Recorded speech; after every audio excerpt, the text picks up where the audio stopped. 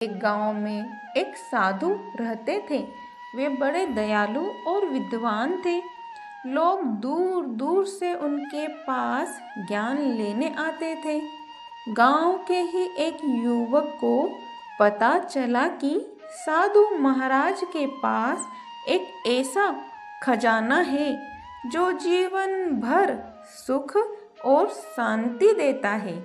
युवक दौड़कर साधु के पास पहुंचा और बोला, महाराज जी, मैंने सुना है आपके पास 5 नामों का खजाना है, कृपया मुझे तुरंत दीजिए।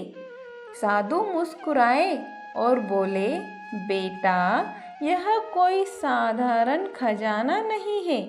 इसके लिए पहले तुम्हें तैयारी करनी होगी। युवक अधीर होकर बोला, महाराज जी, तैयारी कैसी? बस आप नाम बता दीजिए, मैं दोहराता रहूँगा। साधु, खजाने का सही उपयोग नहीं कर पाओगे बेटा। मान लो मेरे पास एक तिजोरी है और उसकी चाबी भी मेरे पास है। अगर मैं चाबी किसी बच्चे को दे दूं तो क्या वह सही उपयोग करेगा? युवक चुप हो गया। साधु ने आगे कहा, यह 5 नाम आत्मा के ताले को खोलने वाली चाबी है। अगर बिना तैयारी कोई इन्हें पाले तो यह उसके लिए बोझ बन जाएंगे, जैसे बिना डॉक्टर की सलाह के दवा खा लेना, वैसे ही।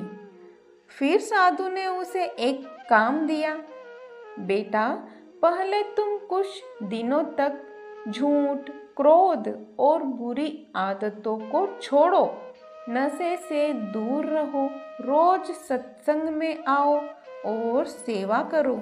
जब तुम्हारा मन शुद्ध होगा तब मैं स्वयं तुम्हें वह खजाना सौंप दूंगा।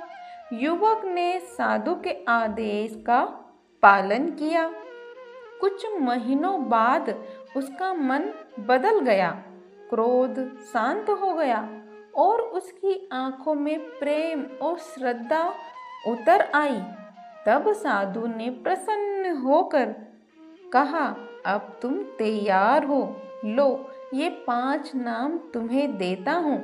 यह तुम्हारी आत्मा को ऊपर उठाएंगे और परमात्मा तक ले जाएंगे।